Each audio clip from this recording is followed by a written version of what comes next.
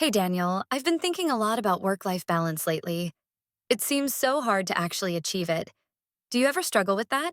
Oh, absolutely. I think most of us do, especially with work creeping into our personal time more than ever. Do you feel like you're always juggling between work and life? Yes. It's like I'm constantly either overworking or feeling guilty for not working when I'm trying to relax. I just don't know where to draw the line. How do you manage? I used to have the same problem.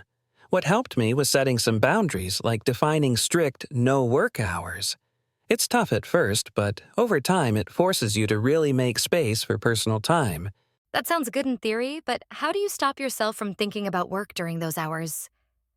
I feel like even when I'm not working, my mind is still on it. That's the tricky part, isn't it? I think it's about mindfulness. I try to stay present in whatever I'm doing outside of work, whether it's exercising, reading, or spending time with family. I also plan breaks throughout the day to recharge, so I'm not running on fumes when I finally switch off.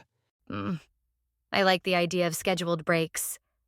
My problem is that I'll sit down to work, and before I know it, hours have passed without a single pause. How do you get into the habit of breaking? I started small with something like the Pomodoro technique.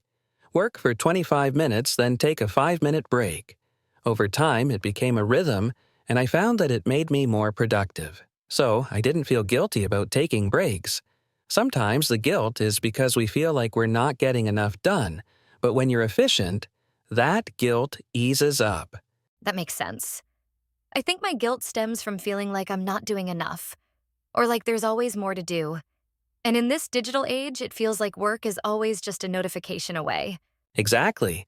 And that's where digital boundaries come in. I turn off email notifications after a certain time and avoid checking work stuff on my phone when I'm off the clock. It's really helped me separate the two worlds. Turning off notifications, that's something I could definitely try.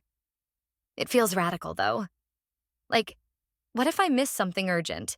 I get that, but in most cases, things can wait. Emergencies are rare, and when you create a routine of off time, people will understand. Plus, you're more refreshed and able to tackle work efficiently the next day if you actually switch off. True. I guess it's all about creating new habits, huh?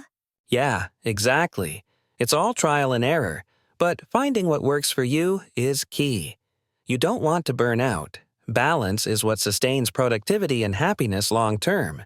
I'm going to try some of your ideas.